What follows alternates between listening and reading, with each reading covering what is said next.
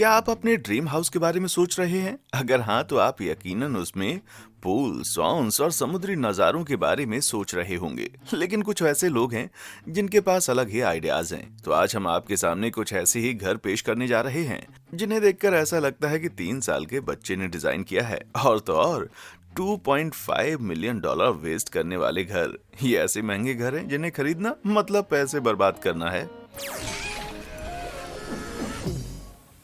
Slammer. एक आदमी के सपनों का घर दूसरों के लिए बुरा सपना हो सकता है, और ऐसा ही कुछ जादूगर पेन जिलेट के विचित्र लॉस वेगस के घर ने प्रूव कर दिया है, जिसका निकनेम है द स्लैमर। वैसे तो इसकी शुरुआत सिंपल सी थी, लेकिन बाद में इसे एक फ्रेम हाउस में तब्दील कर दिया गया, जिसमें 2 फ्लोर्स थे, 7 बेडरूम, 8 बाथरूम, 2 किचन और हैवी ड्यूटी फेंसेस, जिनसे उनके जादू के प्रशंसकों को उनसे दूर रखा जा सके।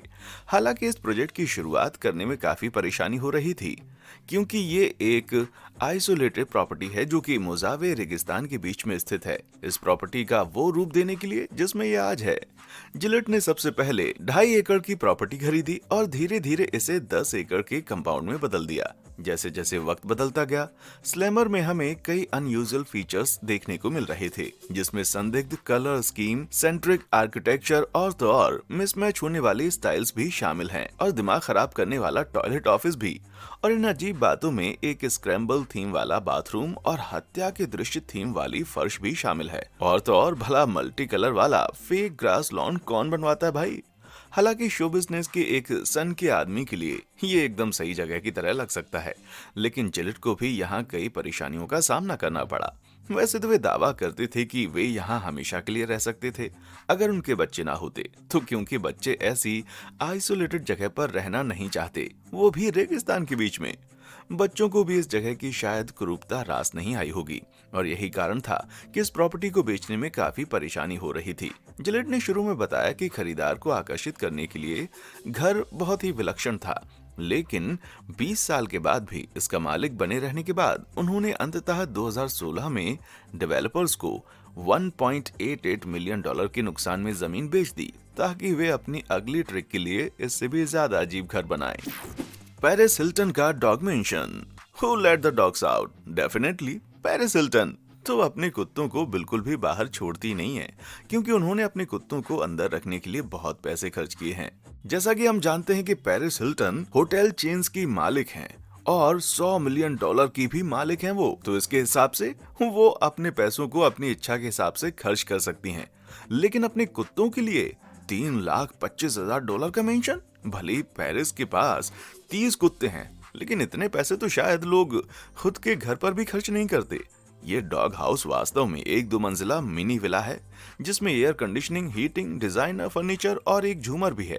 हालांकि पेरिस के लिए 3,25,000 डॉलर खर्च करना सागर की एक बूंद जैसा है। उम्मीद है उनके कुत्ते इस घर को गंदा ना करते हों, लेकिन मैं भी कैसा मजाक कर रहा हूँ। उन्होंने तो इसके लिए स्टाफ की एक टीम भी अपॉइंट की होगी। Hong Kong high roller. किसी भी जगह की वैल्यू कई कारणों पर आधारित होती है, और इसके अगले घर की कीमत में भी यही फैक्टर इन्वॉल्व है। तो इस 5,700 स्क्वायर फीट, 4 बेडरूम, फिक्सर अपर के साथ एक फेडेड एक्सटीरियर की कीमत क्या है? 447 मिलियन डॉलर। भाई इतने में तो शायद 2 प्राइवेट आइलैंड ही खरीद सकता हूँ मैं, वो भी शायद 3 बार। ये जर्जर घर रियल एस्टेट की सबसे महंगी जगह में से एक पर स्थित है। हांगकांग के गेटेड मिडिल कैप रोड समुदाय में डेवलपर्स को 657 डॉलर मिलियन बेचे गए, पास की एक सड़क पर एक खाली लॉट को ध्यान में रखते हुए। आप सोच रहे होंगे इस तरह की जगह पर कितने पैसे खर्च किए जाते होंगे। आप इसे एक बार्गेन के रूप में भी देख सकते हैं, लेकिन अगर आप ऐसा करते हैं तो आप गलत होंगे। हालांकि मिडिल गैप रोड प्रॉपर्टी में डीप वाटर वे के शानदार दृश्य हैं, और ये हांगकांग के सेंट्रल बिजनेस डिस्ट्रिक्ट से थोड़ी ही दूरी पर स्थित है, लेकिन फिर भी 447 मिलियन डॉलर का प्राइस टैग इसके लिए बहुत ही ज्यादा लगता है। हालांकि इसमें कोई आश्चर्य नहीं है कि इसके आज के भी कोई खरीदार नहीं है, क्योंकि इस जगह के मालिक ने जगह की कीमत में किसी तरह का बदलाव नहीं किया। हाँ, लेकिन अगर आप मेरे साथ किसी प्राइवेट आइलैंड के बारे में बात करना चाहते हैं तो मैं तैयार हूँ। मैकमेंशन। ये एक ऐसा नाम है जो घरों की तुलना शायद बड़े पैमाने पर उत्पादित फास्ट फूड से कर रहा है। आपको लग रहा होगा मेरे पास इस चीज के बारे में बोलने के लिए बहुत कुछ है, तो ऐसा बिल्कुल भी नहीं है। इन्हें सस्ते रूप से बनाया गया है और इस तरह के मिशंस आप पूरे यूएस में देख सकते हैं। सभी एक जैसे स्टाइल के हैं जिन्हें मिसमैच्ड आर्किटेक्चरल स्टाइल्स कंबाइन किया गया है और इन्हें सभी को अजीब रंगों में रंगा गया है और ये काफी जम्बल्ड और इलॉजिकल रूफ स्टाइलिंग के साथ बनाए गए हैं। इनकी सिमेट्री में भी किसी तरह का तालमेल नहीं है और इन्हें मैकमेंशन के नाम से जाना जाता है।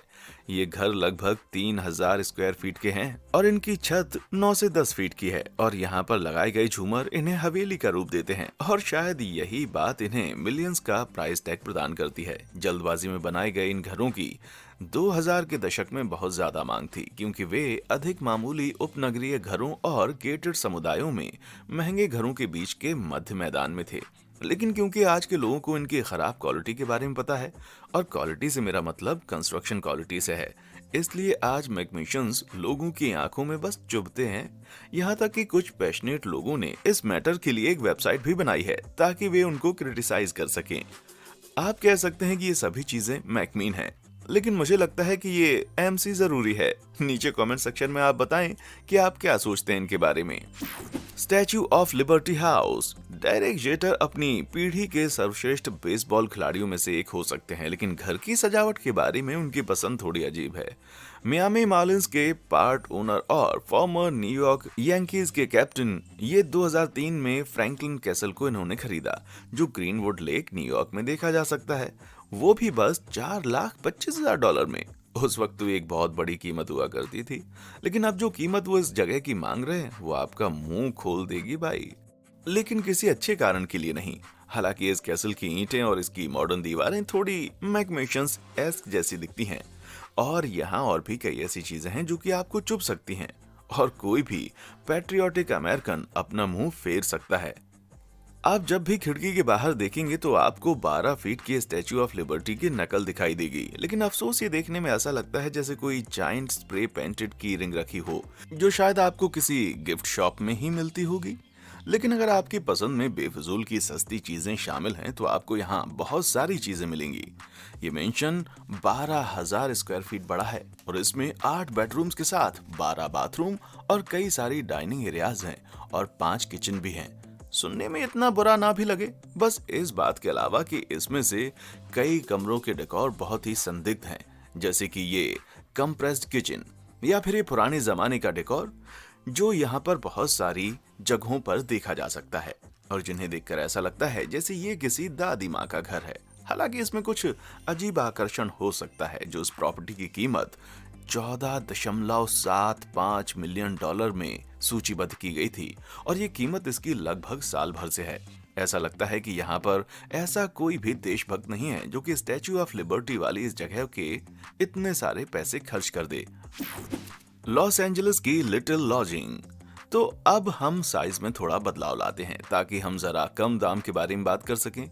लॉस एंजलिस के इस छोटे से घर में 2 बेडरूम्स और 1 बाथरूम है, वो भी बस 731 स्क्वायर फीट में। हालांकि इसका इंटीरियर भी कुछ खास नहीं है, साथ ही इसके बैकयार्ड में भी बहुत ज्यादा काम करवाने की जरूरत है। लेकिन हाल ही में ये प्रॉपर्टी $1.3 मिलियन में बेची गई, जबकि सांता मोनिका पियर के करीब एलए की संपत्ति कुख्यात रूप से महंगी है। हाँ, इसके लिए भारी कीमत क्यों है, इसे समझाने का बस एक ही कारण है, वो है सीक्रेट एकोलिप्स सर्वाइवल बंकर जो इस प्रॉपर्टी के नीचे है। हालांकि देखने में तो ये कुछ खास नजर नहीं आता है, इसलिए इस प्रॉपर्टी पर इतना ज्यादा खर्च करने के पीछे का कारण समझ में नहीं आता। हालांकि मैं आपको एक ऐसी बात बताऊंगा जो कि आपको डिसअपॉइंट बिल्कुल नहीं करेगी, वो है उन लाइक्स और सब्सक्राइब्स के बटन्स को दबाना जिससे आपको नोटिफिकेशंस मिलते रहें। इससे आप $1 मिलियन तो नहीं कमा सकते, लेकिन जो कंटेंट आपको इस चैनल पर देखने को मिलता है वो सच में बेशकीमती है। पालो ऑल्टो नेवास। इस छोटे से घर पर एक नजर डालें और अनुमान लगाएं कि इसकी कीमत क्या होगी। क्या आपने कीमत का अंदाजा लगा लिया? तो आपने यकीनन इसकी कीमत कुछ $100,000 ही लगाई होगी।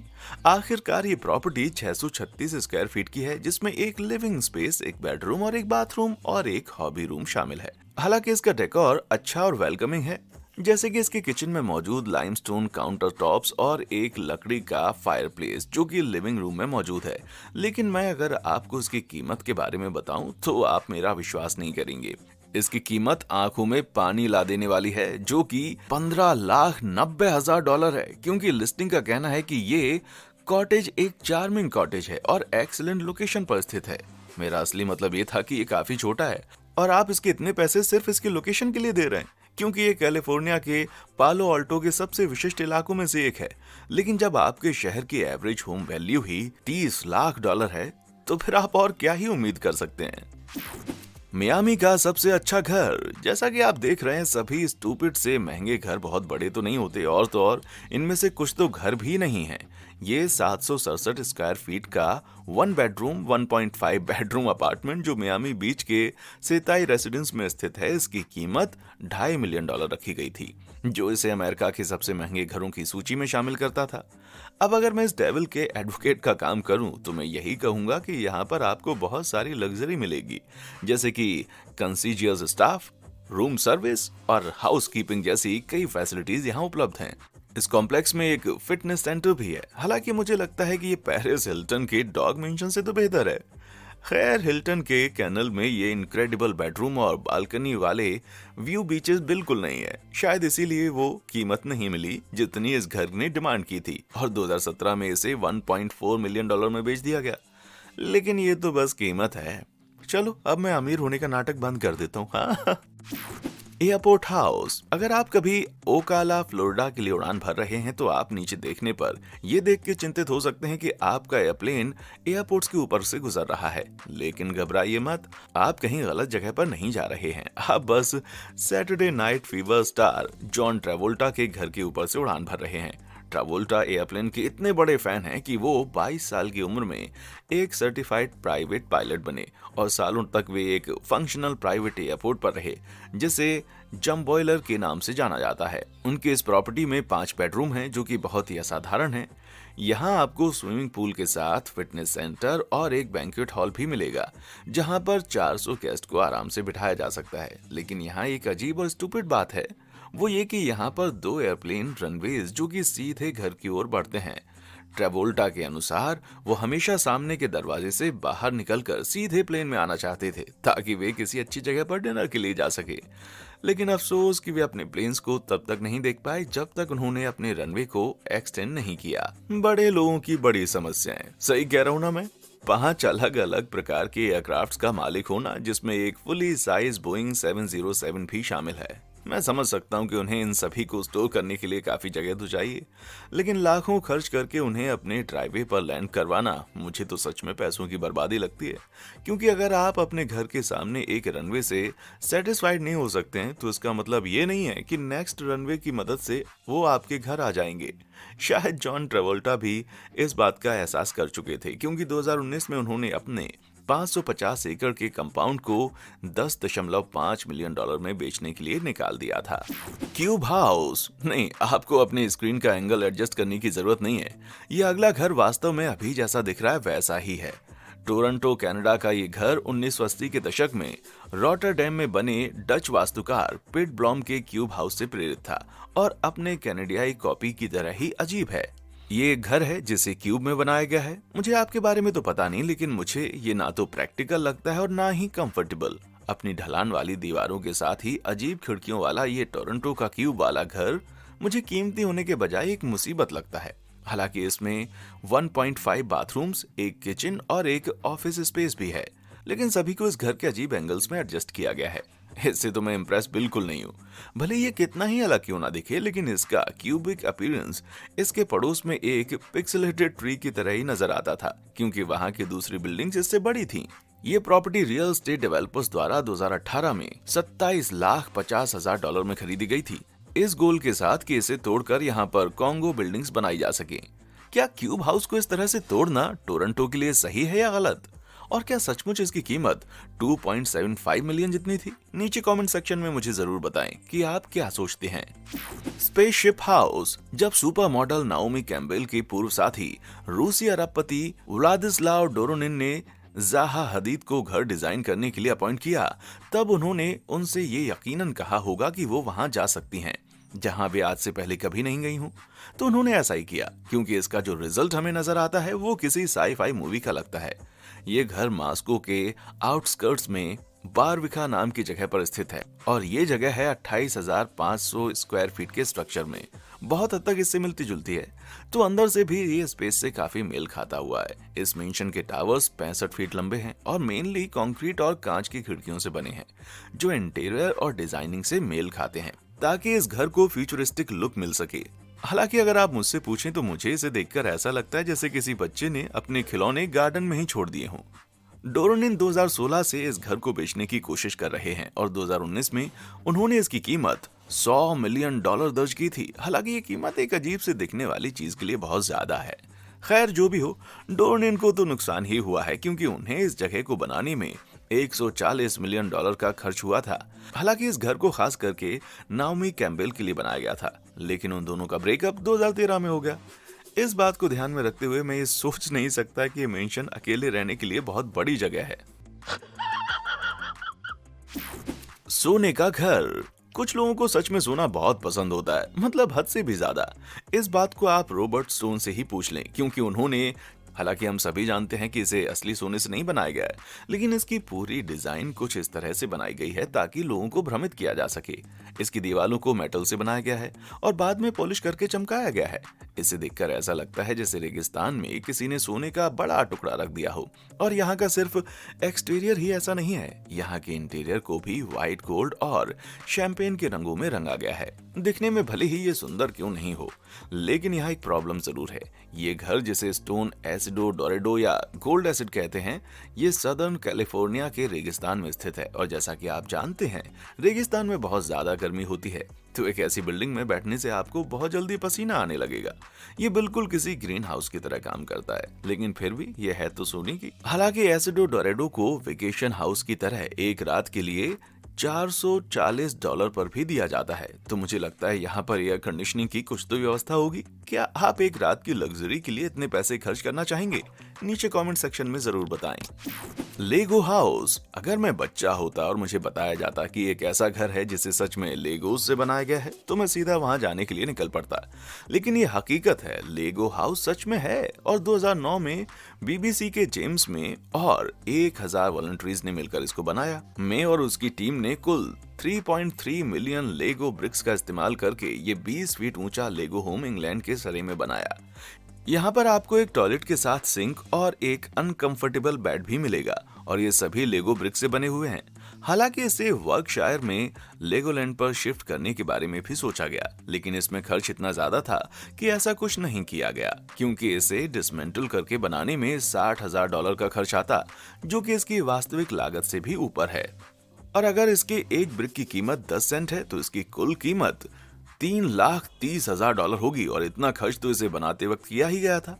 और ये सब तो टीवी क्रू के पेमेंट फैक्टर से पहले का आंकड़ा है, लेकिन इसके कंस्ट्रक्शन में इतनी मेहनत करने के बाद भले ही इसे बचाने की कितनी ही कोशिश क्यों ना की गई हो, इसे आखिरकार तोड़ ही दिया गया। वैसे टीवी में देखना ये सब एंटरटेनिंग हो सकता है, लेकिन अगर आप 6 साल के बिलियनियर बच्चे हैं, तभी आप इस तरह की चीजों पर पैसा खर्च करना चाहेंगे। लेकिन इस प्रोजेक्ट के डेमोलिशन का मतलब ये नहीं है कि लोगों ने आगे ऐसे घर बनाना बंद कर दिए। साल 2015 में एक अति आशावादी व्यक्ति ने ऐसा करने के लिए किक स्टार्टर पर $10 लाख जुटाने का प्रयास किया। हालांकि आज तक इसे केवल 7 समर्थकों से $33 ही मिले हैं। मुझे लगता है कि वक्त आ गया है कि हम इस आइडिया को ड्रॉप कर दें, वही बेहतर है। Transparent house. बहुत से आर्किटेक्ट्स घरों को ऐसे डिजाइन करते हैं ताकि उनके घर में ज्यादा से ज्यादा नेचुरल लाइट आ सके, लेकिन अब मैं जिस डिजाइन के बारे में बात करने जा रहा हूँ वो सच में बहुत ही अजीब है। इस घर के पीछे का आइडिया नेचुरल लाइट ही है। ये कॉन्सेप्ट सो फुकीमोटो आर्किटेक्ट्स का है और इसे हमारे पूर्वजों से प्रेरणा लेकर बनाया गया है, जो पेड़ों पर रहा करते थे। इसके पीछे का आइडिया यही है कि आप कहीं भी बैठकर धूप का मजा ले सकें। देखने में ये बहुत ही स्लीक और मॉडर्न लग सकता है, लेकिन इसकी दीवारों की डिजाइनिंग के पीछे एक कारण है। अगर ये घर वास्तविक होते तो आपको किसी भी तरह की प्राइवेसी नहीं मिलती और आपकी सभी एक्टिविटीज आपके पड़ोसी और आसपास से गुजरने वाले लोग देख सकते थे।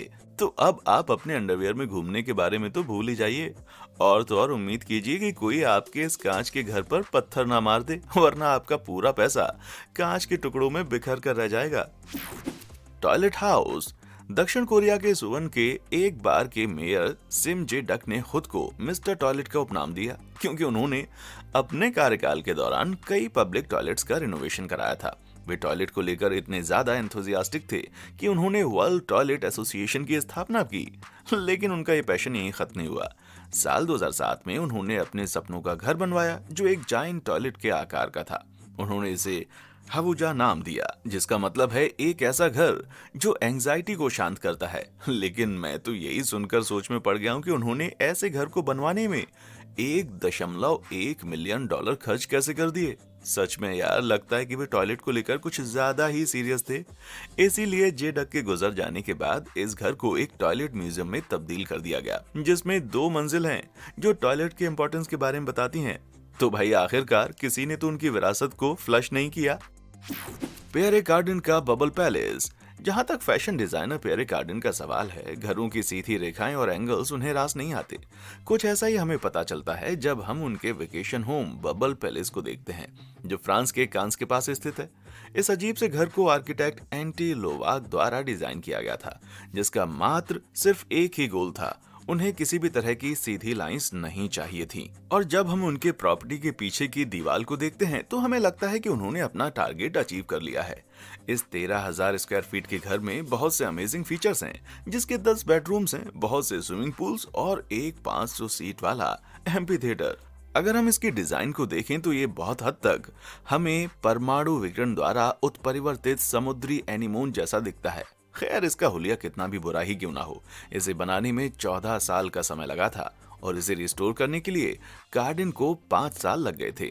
उन्होंने इस प्रॉपर्टी को 2017 में 389 मिलियन डॉलर में बेचने के लिए निकाला था। लेकिन इस बात को ध्यान में रखते हुए कि ये जगह देखने में कितनी ज्यादा अनकंफर्टेबल है, लोग इसे बुलबुलों वाले पैलेस को किसी बुलबुले की तरह ही फोड़ना पसंद करेंगे। तो दोस्तों, किस घर को देखकर आपको ऐसा लगता है कि ये सच में पैसों की बर्बादी थी? नीचे कमेंट सेक्शन में मुझे जरूर बताएं। देखने के लिए शुक्रिया।